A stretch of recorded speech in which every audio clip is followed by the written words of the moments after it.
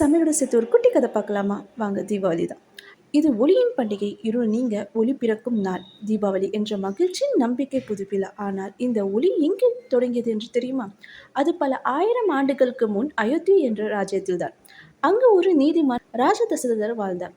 அவரின் மகன் ராமர் துணிச்சல், கருணை, உண்மை ஆகியவற்றின் விதையின் விளைவாக ராமர் 14 ஆண்டுகள் வனவாசகம் சென்றனர். அவருடன் சீதா மற்றும் லக்ஷ்மணனும் சென்றார்கள். அங்கே ராமர் தீய ராஜாவான ராவணனை எதிர்த்து போராடினார். உண்மையும் தர்மமும் வெற்றி பெற்றது. ராவணன் தோற்க இருள் முடிந்தது. ராமர் மீண்டும் தாய்நாடு திரும்பினர். அயோத்தியா மக்களுக்கு அதுவே மிகப்பெரிய நாள். அவர்கள் ராமரை வரவேற்க வீடுதோறும் விளக்கேற்றினர்.